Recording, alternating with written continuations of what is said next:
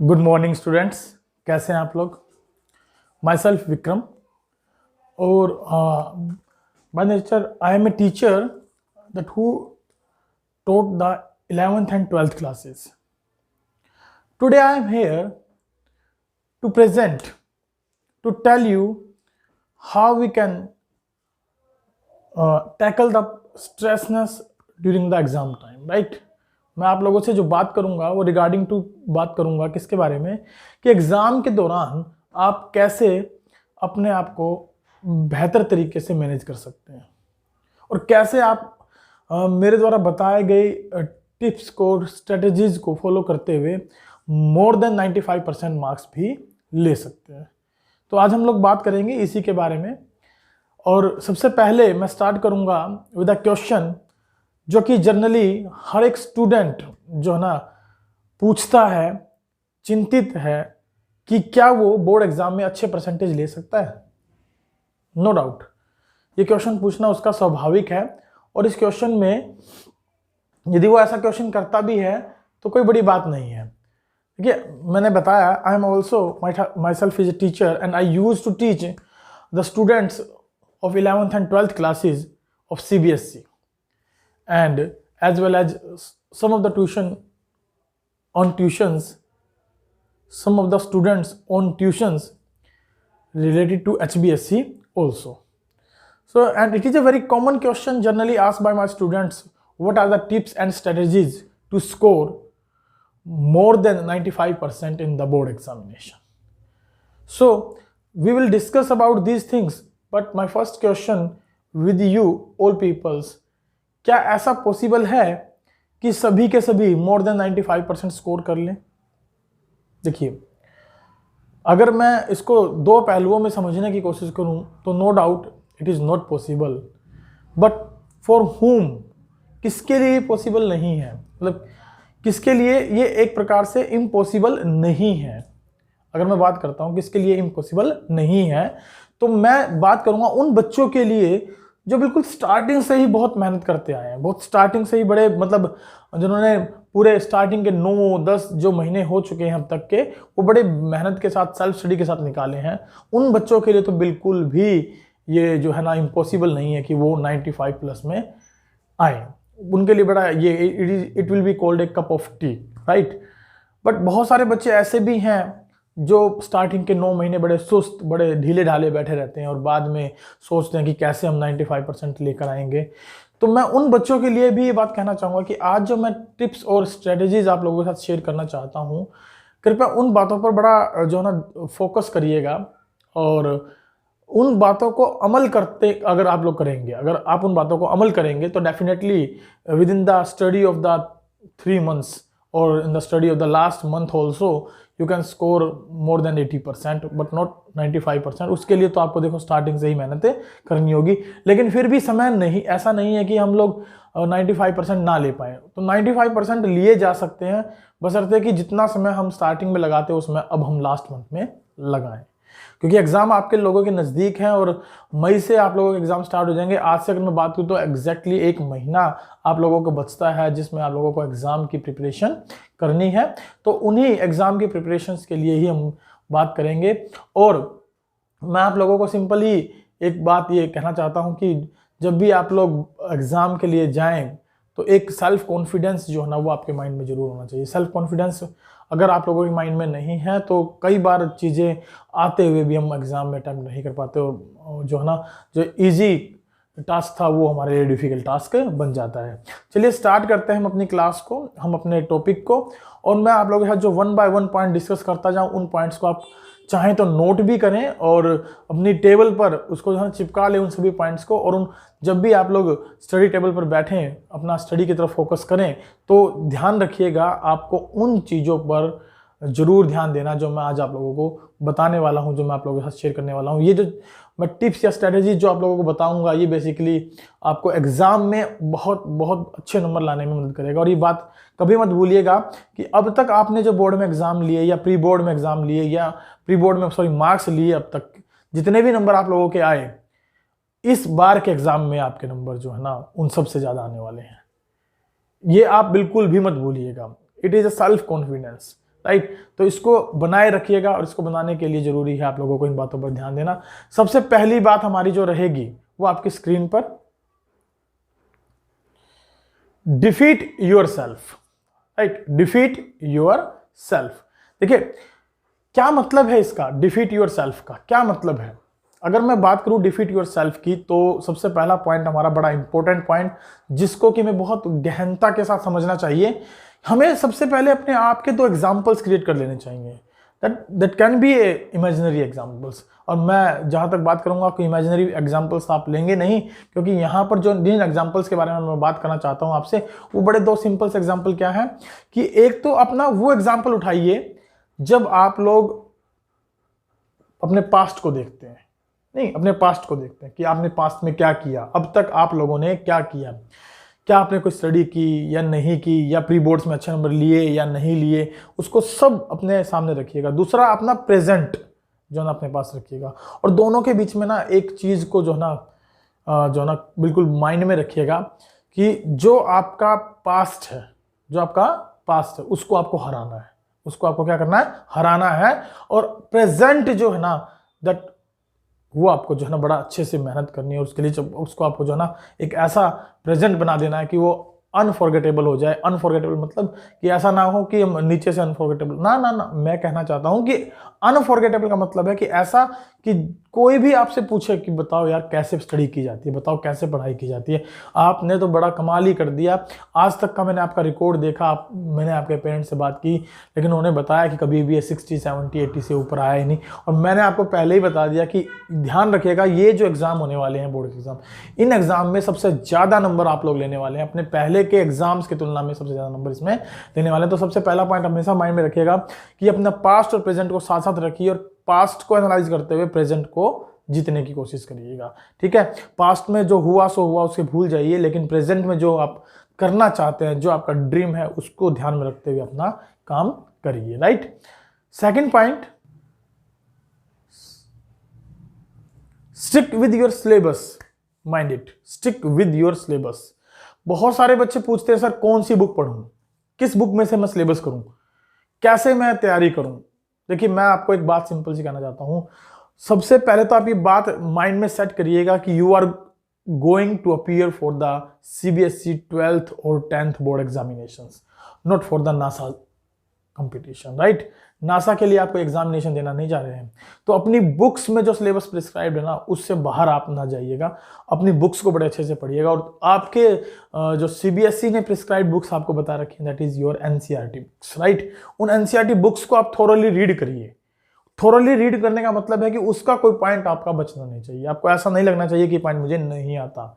1 महीने में हम NCERT बुक्स को बहुत अच्छे से कवर कर सकते हैं अगर उसको आज से ही पढ़ना स्टार्ट कर दे, टाइम टेबल अपना बना लें, उस टाइम टेबल के दायरे में रहकर अपना जो है ना उन चीज़ों को अच्छे तरीके से क्या करें, मेंटेन करें। तब जाकर हम लोग ये कहेंगे कि हाँ बिल्कुल हम लोगों ने सिलेबस को अच्छे से किया और अच्छे से अटेम्प्ट भी कर पाएंगे, राइट। रेफरेंस बुक बहुत भारी भारी बुक्स होती हैं उन बच्चों के लिए जिन्होंने अब तक जो है ना स्टडी स्टार्ट ही नहीं की है, तो मैं उनसे रिक्वेस्ट करूंगा कि वो NCERT बुक्स को बड़ा डीपली पढ़ें। इस 1 महीने के दौरान आप NCERT बुक्स को बड़े इजी तरीके से कवर कर सकते हैं। अगर आप NCERT बुक्स को 100% कवर कर लेते हैं तो ये बात भी आप तय कर लीजिएगा कि आपके 95 प्लस या 90 प्लस मार्क्स से कम आने वाले नंबर नहीं है, बशर्ते कि आपने उनको 2 या 3 बार थोरली रीड कर लिया हो, अच्छे से समझ लिया हो। और अच्छे से समझने के लिए आपको जैसे पता है कि टाइम 1 महीना वैसे तो कम होता है, लेकिन अपने टाइम शेड्यूल को बनाकर ज़्यादा से ज़्यादा समय लगाकर आप ये काम कर सकते हैं। जैसे कि आप अकाउंटेंसी के बारे में बात करें, बिजनेस स्टडी के बारे में बात करें, इकोनॉमिक्स के बारे में बात करें, फिजिक्स, केमिस्ट्री, या फिर जो है पार्टिकुलरली आपका ज्योग्राफी, हिस्ट्री, कोई भी सब्जेक्ट क्यों ना हो, सभी के बारे में यदि आप लोग बात करते हैं तो सभी की अपनी अपनी एक इंपॉर्टेंस है, सभी की अपनी अपनी एक टेक्निक है। उस टेक्निक को फॉलो करते हुए आप ये आसानी से क्या है मार्क्स जो है ना स्टडी कर सकते हैं। और उनको पढ़ने के लिए मैं आपको बड़ा सिंपल सा भी बता रहा हूँ, don't forget your syllabus, don't forget your NCERT books, must go through your NCERT books if you want to score more than 95%. Third point है आपका, be careful with your weak points, be careful with your weak points। ध्यान रखिएगा जो आपके weak points हैं, यानी जो weak point in the sense कि भाई आपको उन पॉइंट्स पर फोकस करना है जो आपके लिए बड़े ही क्या है, वीक रहे हैं, जिनकी वजह से आप हमेशा पिछड़ते रहे हैं, हमेशा पीछे रहे हैं, राइट।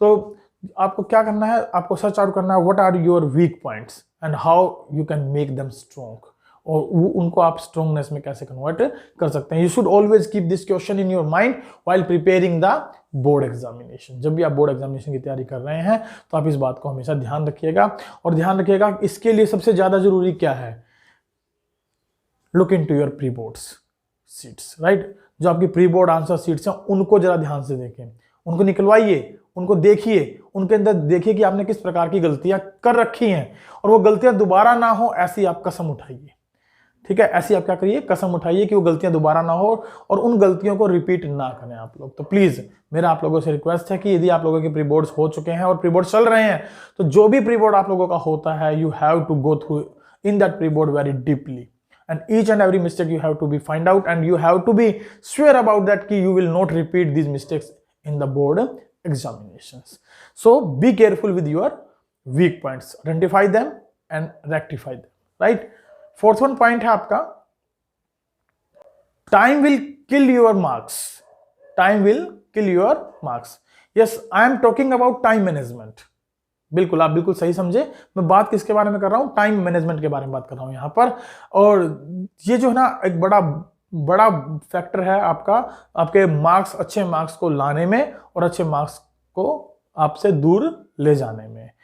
आप कोई बच्चे नहीं हैं, right. Now every student know the definition of time management, और मैं आपको ये भी कहूंगा कि आप कोई बच्चे नहीं हैं और सभी बच्चों को ये पता है कि टाइम मैनेजमेंट का क्या मतलब होता है, but only a few of them take it seriously with while preparing the board exams. लेकिन उनमें से बहुत सारे बच्चे आप में से ऐसे भी होंगे जो इसको बड़ा मतलब कुछ ही बच्चे बड़ा सीरियसली लेते होंगे कि भाई टाइम मैनेजमेंट जरूरी है, अदरवाइज जो है ना बहुत सारे बच्चे इसको सीरियसली लेते भी नहीं होंगे, राइट।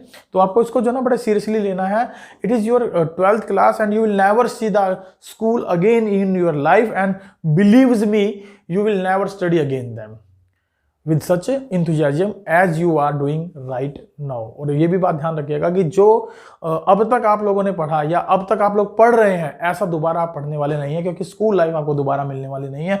कॉलेज में आप लोग जाएंगे, आपसे कोई ये भी नहीं पूछेगा कि आप कर क्या रहे हैं। तो please be focus in time management, और जितना समय आपके पास बचा है, चाहे वो 1 महीना है आज से, चाहे वो 25 दिन बचे हैं, उसको प्रॉपरली यूटिलाइज करिए। प्रॉपरली यूटिलाइज करने का मतलब है उसको इस तरीके से यूटिलाइज करिए कि आप उसके मतलब मैं ये कहूँगा कि मतलब जो समय आपके पास बचा है उसको आपको इस तरीके से यूज कर लेना है कि बड़ा स्मार्ट और ब्यूटीफुली वे में, कि अब क्योंकि समय डिटेल में पढ़ने का बिल्कुल भी नहीं है। अगर डिटेल में पढ़ने का समय होता तो मैं उसके बारे में बात करता, लेकिन मैं अभी बात कर रहा हूँ आपसे कि डिटेल में पढ़ने का समय नहीं है, तो आप करेंगे क्या, आपको करना क्या है, आपको करना है बेसिकली क्या कि तैयारी करनी है फ्रॉम द एनसीईआरटी बुक्स, और एनसीईआरटी बुक्स में गिवन एग्जांपल्स को थोरोली रीड करना है। देखिए अगर अकाउंटेंसी की बात करूं तो बहुत सारे बच्चों को प्रॉब्लम होती है सर अकाउंटेंसी की प्रॉब्लम्स को मैं कैसे सोल्व आउट करूं। तो मेरा बड़ा सिंपल सा मत है कि जितने भी एग्जांपल्स आपको दिए हैं एनसीईआरटी बुक्स में मस्ट गो थ्रू। जितने भी बिजनेस स्टडी में जो है ना पॉइंट्स दिए गए उनको जरूर एक बार देखिएगा। इकोनॉमिक्स के बारे में, chemistry, physics, biology, geography, history, कोई भी सब्जेक्ट क्यों ना हो, इवन दो इंग्लिश ही क्यों ना हो, उसको भी आप एक बार एनसीईआरटी से गो थ्रू जरूर करिएगा, रीड जरूर करिएगा, क्योंकि वो आपके लिए एक सबसे इंपॉर्टेंट पॉइंट रहने वाला है। चलिए नेक्स्ट पॉइंट पे चलते हैं, और आपका पॉइंट नंबर 5 है मैक्सिमम आपको प्रैक्टिस करनी है किससे, practising from the sample and previous year paper, that is the best way. जितनी ज़्यादा प्रैक्टिस कर सकते हैं अपने प्रीवियस बोर्ड एग्जाम पेपर्स का या प्रैक्टिसिंग सैम्पल पेपर्स का, जो मार्केट में आपको इजीली अवेलेबल मिल जाते हैं, चाहे वो अकाउंटेंसी, बिजनेस, किसी भी सब्जेक्ट का पेपर क्यों ना हो, बड़ा डीपली स्टडी करिए उनको, जो है ना प्रॉपरली प्रैक्टिस करिए, और टाइम मैनेजमेंट के साथ प्रैक्टिस करिए। क्योंकि अगर आप टाइम के साथ क्वेश्चन पेपर्स को सोल्व करना नहीं स्टार्ट करेंगे तो डेफिनेटली यू विल डिफीट, क्योंकि आपको बोर्ड एग्जाम में केवल 3 घंटे मिलने वाले हैं, और मैं जहाँ तक बात करता हूँ कि 180 मिनट और आपको 80 नंबर का पेपर पूरा करना है। 80 नंबर के पेपर में अगर बात करूं तो 1 नंबर के लिए आपको कम से कम 2 मिनट लगानी होगी, सॉरी मैक्सिमम ज़्यादा 2 मिनट मिलेंगी, और 2 मिनट के बाद आपके पास जो समय बचेगा वो बचेगा 20 मिनट्स, जिसके दौरान आपको अपने पेपर को क्या करना है, रिव्यू करना है, देखना है कि भाई यहाँ पर बेसिकली और मैं किस तरीके से चीज़ों को बेटर कर सकता हूँ। यदि मुझे कोई सेपरेशन लाइन लगानी है तो मैं उन सेपरेशन लाइन का यूटिलाइज करूँगा। यदि मैं कोई क्वेश्चन करना भूल गया तो उस क्वेश्चन को मैं वहाँ जाकर क्या करूँ, अटेम्प्ट करूँ, राइट। इन सब चीज़ों के बारे में मुझे यहाँ पर देखना है, समझना है, जानना है। चलिए नेक्स्ट पॉइंट है आपका, don't underestimate English, specially CBSE students. My dear CBSE students, वो चाहे 10th क्लास के हों, चाहे 12th क्लास के हों, चाहे किसी भी क्लास के क्यों ना हो, आप एक बात जरूर ध्यान रखिएगा। बहुत सारे बच्चे, जो स्पेसिफिकली साइंस के बच्चे जो होते हैं या कॉमर्स के जो बच्चे होते हैं, they are mad about their subjects, like accountancy है, इकोनॉमिक्स है, मैथमेटिक्स है, फिजिक्स है, केमिस्ट्री, इनके पीछे पागल हुए घूमते हैं। लेकिन उनको ये नहीं पता कि इंग्लिश सब्जेक्ट कितना इंपॉर्टेंट है। कई बार जो है ना, इंग्लिश सब्जेक्ट जो है ना, वो हमें ले डूबता है, हमारी जो परसेंटेज है, एक्सपेक्टेड परसेंटेज है, उनको डाउन कर देता है। तो मेरा आप लोगों से ये भी रिक्वेस्ट है कि जितने भी बच्चे हैं, जो भी बच्चे हैं जो इस वीडियो को आज देख रहे हैं, वो जरूर इस बात पर फोकस करें कि आपका चाहे फिजिक्स हो, केमिस्ट्री हो, मैथ हो, बायोलॉजी हो, अकाउंटेंसी हो, इकोनॉमिक्स हो, भला कोई भी सब्जेक्ट क्यों ना हो, do you remember you have one more subject that is called English. Remember that is called English. और उसके ऊपर आपको फोकस करना बहुत जरूरी है, क्योंकि इंग्लिश जो है ना, वो आपको जो है बहुत जो है ना मार्क्स दिला भी सकती है और आपके नंबर कटवा भी सकती है, because is a language subject और लैंग्वेज में जनरली मिस्टेक्स मिलने के चांसेस ज़्यादा होते हैं। बच्चे जनरली लैंग्वेज पर फोकस नहीं कर पाते, तो please be focused in language part also. Next point है आपका, क्या आप लोगों को ऐसा लगता है कि आपकी जो आंसर है, आपकी जो आंसर शीट है, वो बड़ी ही फ्लिथी है ना, that is called filthy, that is called filthy, गंदा।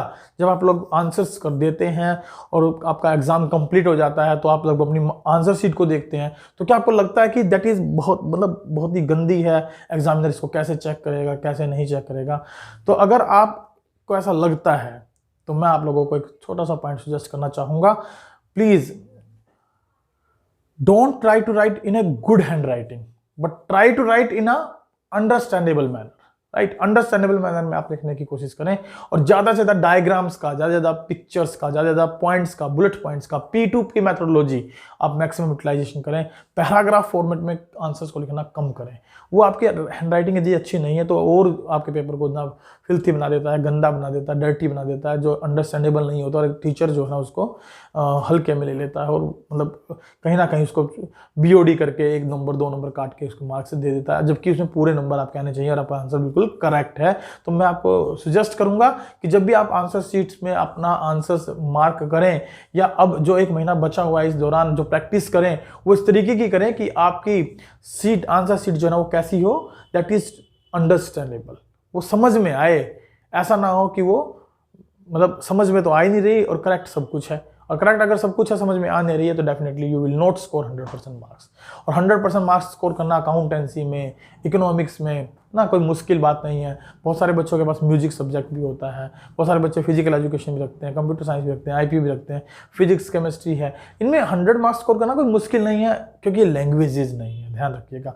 और लैंग्वेज सब्जेक्ट में मैं कहूँ कि हाँ 100 मार्क्स आना थोड़ा डिफिकल्ट होता है, तो वहाँ पर हमें बिल्कुल ग्रामेटिकल वे में सब चीज़ें देखनी समझनी होती हैं, बिल्कुल। चलिए नेक्स्ट पॉइंट हमारा जो है, that is night just before the exam. बहुत सारे बच्चे ऐसे भी हैं जो एग्जाम से पहले ही बिल्कुल चिंतित होते हैं, स्ट्रेस्ड होते हैं, और बिल्कुल अपना दिमाग ऐसा कर लेते हैं कि सर कैसे पढ़ा जाए, कैसे करें, इतना सारा सिलेबस पेंडिंग है। नहीं, आपको इसके बारे में बिल्कुल नहीं सोचना, और ध्यान रखिएगा ये सारा काम आपको जो आज से लेके 1 महीना बचा हुआ ना, उसके दौरान आप लोगों को कर लेना है। एग्जाम से 1 नाइट पहले, जस्ट 1 नाइट पहले अप्रोक्सीमेटली आपको क्या करना है, बिल्कुल रिलैक्स माइंड से रहना है। आपका जो एग्जाम है ना, एग्जाम वो 10 to 20% तो आपकी डिपेंड करती है before the exam night, right. Yes, approx 10% of your marks depends on this exam 1 night before the exam. Make great use of this night, not in the study. Remember that, not in the study, but in taking rest, making your mind feel relaxed. I have 2 experience that night in myself. The only thing I remember that today is fear of board of exams. देखिए याद रखिएगा, जो board of exams का fear है ना, वो बड़ा mind में एक स्ट्रेस क्रिएट कर देता है कि भाई कल मेरा एग्जाम है, कैसा होने वाला है, कितना टफ एग्जाम जो है आने वाला है। इस तरीके के क्वेश्चन जो है ना मेरे माइंड में आना स्टार्ट हो जाते हैं और मेरा सारा का सारा ब्रेन खा जाते हैं। प्लीज अपने आप को रिलैक्स महसूस करवाइए, अपने आप को बड़ा ही जो ना एकदम शांत में मेडिटेशन आप लोग कर सकते हैं। इस नाइट के दौरान मेडिटेशन करके अपने आप माइंड को बिल्कुल रिलैक्स स्टेबल कर सकते हैं, ताकि ये जो क्वेश्चन है कि एग्जाम कैसा आएगा, कितना टफ आएगा, कहीं बाहर से तो नहीं आ जाएगा, ये सारी चीज़ें आपके माइंड को ना खा जाएं। क्योंकि माइंड में यदि टेंशन होगी तो अगला दिन आपका टेंशन में जाएगा और अगला एग्जाम आपका बहुत ही खराब होने वाला। तो प्लीज इससे बचें। नेक्स्ट पॉइंट है आपका थिंग्स टू डू और not to do on the exam day. कई बार हम लोग एग्जाम के दौरान, एग्जाम डे के दौरान क्या करते हैं भाई, हमें जो है ना बहुत सारी चीज़ें ध्यान में रखनी होती हैं जो कि वास्तविकता में हम नहीं रख पाते। तो मैं अगर बात करूं, जो पॉइंट मैंने आप लोगों से अभी डिस्कस किया कि एग्जाम से एक नाइट पहले आपको रिलैक्स करना है, अपने माइंड को रिलैक्स करना है, अपने माइंड को बिल्कुल इतनी हेल्दी नींद अपने आप को देनी है, ताकि आप लोग अपने नेक्स्ट डे उठे बड़े फ्रेश मूड में और अपने एग्जाम को अटेंड कर सके। तो according to my last point, you should sleep earlier on the night just before the exam and take a healthy sleep. Near about 7 to 8 hours sleep is sufficient for your taking your mind into relaxed way, and get early in the morning and open your study stuff and make a quick revision of all the topics in a brief way. और उसके लिए फिर आपने करना क्या है, जो जैसे ही आप सुबह मॉर्निंग में उठें तो जितना भी आपके पास स्टडी मटेरियल है उसको एक बार क्विक ब्रीफ रीडिंग में हेडिंग्स, मेजर हेडिंग्स आप लोग पढ़ें और उनको जो है ना एक बार क्विक रिवीजन में लिख लें, या याद करके चले जाएं या रिवाइज करके चले जाएं। डेफिनेटली जो मॉर्निंग में आप लोगों ने पढ़ा होगा ना, वो आप कभी भी माइंड से आपके स्लिप होने वाला नहीं है।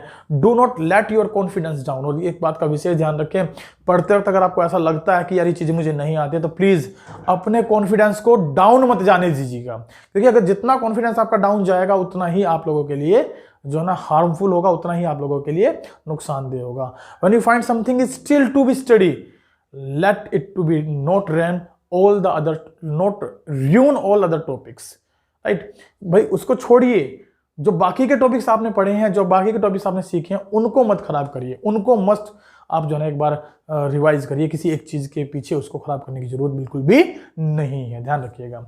चलिए नेक्स्ट पॉइंट है हमारा during the exam time. During the exam time, देखिए ड्यूरिंग द एग्जाम टाइम सबसे पहली इंपॉर्टेंट बात क्या है कि सबसे पहले तो क्वेश्चन पेपर को जो ना बड़ा डिटेल्स में आपको रीड करना है।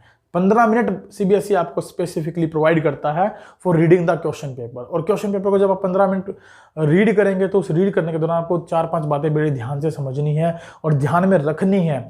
जब स्पेसिफिकली उन चैप्टर्स, उन सब्जेक्ट्स के प्रति आपको विशेष ध्यान देना जो कि थ्योरेटिकल पार्ट है, जहां पर बेसिकली अब केस स्टडीज आने लगी हैं, जैसे बिजनेस स्टडी है, आपका इकोनॉमिक्स है ना, इनमें आपकी जो है ना मैथमेटिक्स में भी ऊपर काफ़ी सारी केस स्टडीज आने लगी हैं और इंग्लिश में भी आपकी केस स्टडीज आने लगी है। तो ये जहाँ पर भी केस स्टडीज आती हैं वहाँ पर आपको सबसे पहला पॉइंट माइंड में रखना है कि केस स्टडी को आपने स्टार्टिंग से लेकर एंड तक नहीं पढ़ना है। सबसे पहले लास्ट लाइन आपने पढ़नी है कि एग्जैक्टली क्वेश्चन क्या पूछा गया। If you feel that you need to read the study, you need to read the case study, then read it. Otherwise, if you feel that it is a direct question, you answer it.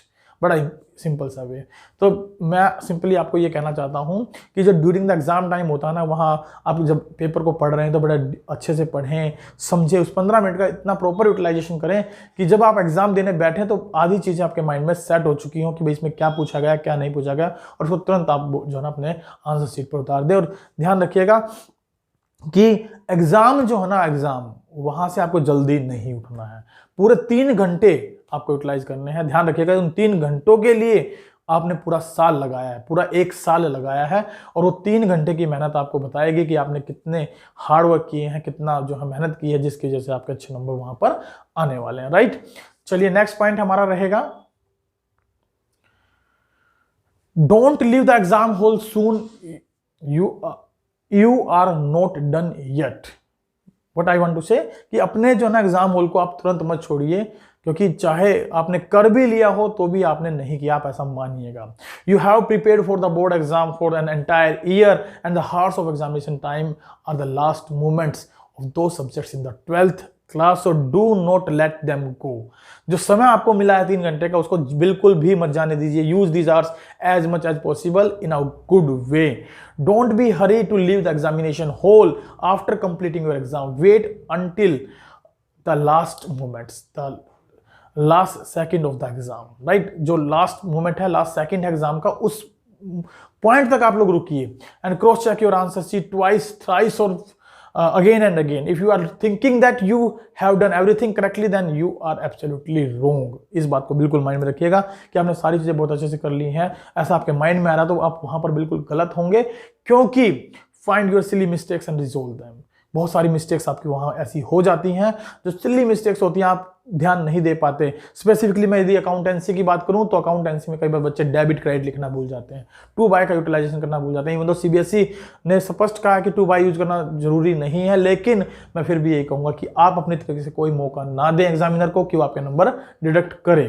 Separation lines का utilisation करें, working notes properly maintain करें, right, properly working notes को बनाएं। बिल्कुल, चलिए ये तो थे हमारे टोटल जो है ना, जो हमने पॉइंट डिस्कस किए नियर अबाउट 10 to 11, जो आपको हेल्प करेंगे कि आपको एग्जाम टाइम के दौरान कैसे अपने आप को स्टेबल रखना है, कैसे अपने माइंड को स्टेबल रखना है, कैसे आप अच्छे नंबर ले सकते हैं, कैसे आप अच्छे नंबरों को ग्रैब कर सकते हैं। और ये सारे के सारे पॉइंट जो मैंने आप लोगों से डिस्कस किए, ये आपको मोर देन 95% मार्क्स लेने में आपकी मदद करेंगे। अब बात करते हैं कि सर ये जो लास्ट का मंथ बचा है, इस लास्ट के मंथ में हमें किन किन बातों के ऊपर और ध्यान देना चाहिए। देखिए मैं यहाँ पर आप लोगों को रिक्वेस्ट करूंगा आप लोगों से कि यदि आप फेसबुक, व्हाट्सएप, ट्विटर, इंस्टाग्राम या कहीं रिलेटिव्स के घर जाना या कहीं मामा जी के घर जाना या किसी प्रकार के फ्रेंड्स पार्टी में जाना, अगर आप लोगों के माइंड में ये चीजें चल रही हो तो प्लीज इग्नोर देम, उनको छोड़िए, उनको साइड रखिए, क्योंकि लास्ट मंथ है जो आप लोगों के लिए डिसाइड करेगा कि आप कितने मार्क्स लेकर आने वाले हैं, कितने % मार्क्स आप लोगों के आने वाले हैं। तो मैं आप लोगों को सिर्फ यही कहना चाहता हूं कि जितना भी जो पार्टिकुलरली पॉइंट है आपके माइंड में चल रहा है, उस पॉइंट को ध्यान में रखते हुए, उस पॉइंट को समझते हुए कि जो ये लास्ट मंथ है इसे बड़ा इंपॉर्टेंट मंथ है और इसमें आपको बड़ी ही कठिन मेहनत करनी है। ये एक प्रकार की अग्नि परीक्षा आप लोगों के लिए। इस एक महीने में आप अपनी जितनी भी एनसीईआरटी बुक से गो थ्रू हो सकते हैं उतना जाइए, ताकि आप लोग मोर देन 95% मार्क्स स्कोर कर सकें। और लास्ट में मैं आप लोगों के साथ शेयर करना चाहता हूँ कुछ ऐसी टिप्स जिसमें कि मैं आप लोगों के साथ ये बताना चाहता हूँ कि कैसे आप अपनी हैंड राइटिंग को अच्छा बना सकते हैं। मैं बात कर रहा था कि कैसे आप अपनी हैंडराइटिंग को, कैसे अपनी आंसर शीट को हाई स्कोरिंग बना सकते हैं, और उसके लिए जरूरी है आपको कि आप आंसर किस तरीके से दें, राइट। आपको आंसर किस तरीके से आप लोगों एग्जाम में लिखने वाले हैं। तो ये 6 पॉइंट, ये टोटल 6 पॉइंट आप ध्यान रखिएगा जो मैं आप लोगों के साथ शेयर करने वाला हूं। सबसे पहला पॉइंट आप लोगों का है, do not just write to fill the answer sheet. कभी भी माइंड में इस बात को लेकर ना बैठे कि मुझे केवल आंसर शीट को फिल करना, मुझे केवल आंसर शीट को फिल करना। नहीं, ये गलत है बिल्कुल।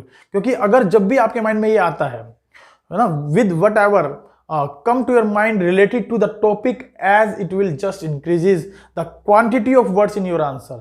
So therefore it is advisable to you to frame your answer strategically and choose your words meticulously. इस मतलब बुद्धिमत्ता के साथ अपने वर्ड्स को, अपने आंसर्स को लिखने की कोशिश करिएगा कि ऐसा नहीं कि सर मुझे आंसर शीट फिलअप करनी है। नहीं, do not just write to fill the answer sheet. पहला पॉइंट आपका, इसको बिल्कुल माइंड में आप सेट कर लीजिए। दूसरा पॉइंट आपका, use high frequency words more than the low frequency words. What it means to say high frequency word, low frequency word. देखिए, use tough not very regular words, only when necessary. जब जरूरत है ना answer में लिखने के लिए कि भाई आपको टफ वर्ड लिखने पड़ेंगे, ठीक है, रेगुलर वर्ड नहीं लिखने, तो केवल वो तभी यूज करिए जब आपको बहुत ज्यादा जरूरत है उन वर्ड को लिखने की। Otherwise use common words to explain your answer completely. अपने आंसर्स को कंप्लीटली एक्सप्लेन करने के लिए आप जनरली कॉमन वर्ड्स का यूटिलाइजेशन करिए, जो हर एक की पहुंच में हो, आसानी से अंडरस्टैंडेबल हो, रीडेबल हो, राइट। उन वर्ड्स का आप यूटिलाइजेशन करेंगे। पॉइंट नंबर 3 आपकी स्क्रीन पर, डू नॉट यूज कॉन्ट्रैक्शंस और short forms of the words. बहुत सारे बच्चे अकाउंटेंसी में ऐसी गलती कर देते हैं कि जहां पर उनको फॉर्मूलाज लिखने हैं तो वो शॉर्ट फॉर्मूलाज, एब्रीविएशंस यूज करते हैं।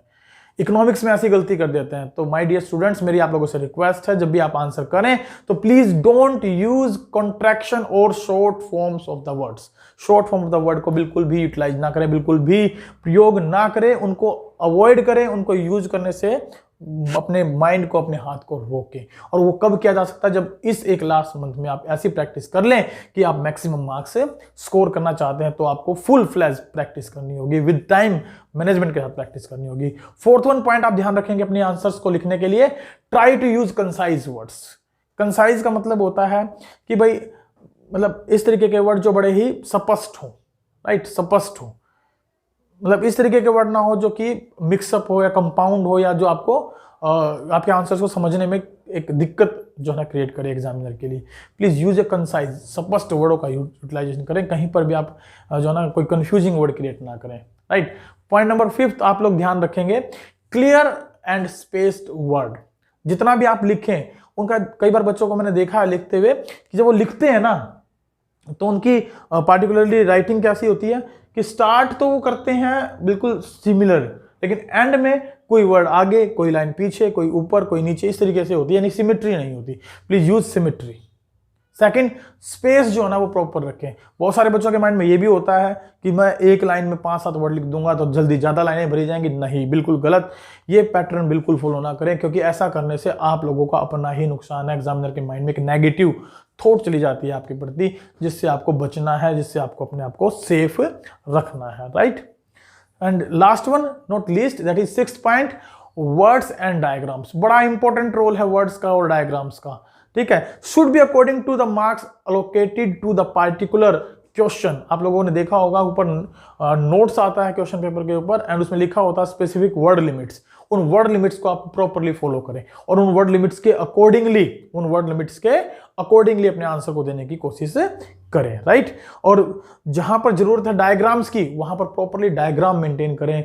डायग्राम बनाने से बहुत सारा क्वेश्चन ऑटोमेटिकली रिजॉल्व हो जाता है, ठीक है। ये 6 पॉइंट आप लोगों ने ध्यान में रखना है। मैं रिपीट कर देता हूं, do not just try to fill the answer sheet. Second one आपका, use the high frequency word, use high frequency words more than low frequency words. And third one, do not use contraction or short forms or short abbreviations. Try to use concise words. Fifth one है clear and spaced words होने चाहिए। And last one that is words and diagrams properly maintain किए गए हो, properly utilise किए गए हो। That is all about today's lecture. I hope आपको बहुत अच्छे से मेरी बातें समझ में आ गई हैं, और ये जो जितने भी पॉइंट मैंने आप लोगों के रखे हैं वो उस पॉइंट को भी आपके माइंड से क्लियर कर देंगे कि सर ये लास्ट मंथ में हम प्रिपरेशन कैसे करें। तो उस लास्ट मंथ की प्रिपरेशन स्ट्रेटजी मैंने बीच में डाली है, आप लोगों को बताया है एक एक पॉइंट पर कि कैसे आप 95 प्लस जा सकते हो। लास्ट मंथ में स्ट्रेटजी के दौरान पर सबसे मेन पॉइंट जो मेरा फोकस करा that is your NCERT book and previous year sample papers, previous year board papers, as well as जो मार्केट में सैंपल पेपर्स आए हुए हैं उनकी भरपूर प्रैक्टिस आप लोगों ने करनी है। एंड ऑल द बेस्ट मेरी तरफ से आप लोगों के लिए एग्जाम के लिए, और मैं चाहूंगा कि आप बहुत अच्छे मार्क्स लेकर आएं। जो भी बच्चे इस वीडियो को देखें प्लीज सब्सक्राइब, लाइक, शेयर करना ना भूलें। और आपको ये वीडियो अच्छी लगे तो प्लीज साथ साथ अपने उन साथियों के साथ भी शेयर करें, चाहे वो 10th क्लास के ही क्यों ना हो, चाहे वो 12th क्लास के ही क्यों ना हो, या कोई वो चाहे कॉलेज लेवल पर ही क्यों ना पढ़ते हो। उन सबके लिए ये वीडियो बड़ी एक इंपॉर्टेंट वीडियो जो है मैंने आज कोशिश की आप लोगों के लिए बनाने के लिए, ताकि आप लोग इसको देखकर अपने जो भटके हुए स्टूडेंट्स हैं वो ट्रैक पर आ जाएं और वो एक बहुत अच्छे मार्क्स के लिए अपने आप को प्रिपेयर कर सकें। Thank you very much, have a good day, bye bye, take care. अगर किसी प्रकार की कोई भी क्वेरीज हो तो you can directly contact me at my contact number that is 9671925624, और if you want to WhatsApp to me then you can WhatsApp at 7015406635। I am taking this lecture from the VVN Commerce classes, VVN Sir's Commerce classes Jhajjar, and our head branch is in the Subhas Nagar, Jhajjar. So अगर आपको किसी प्रकार की कोई भी बात पूछनी है तो you can directly contact to us. Thank you very much.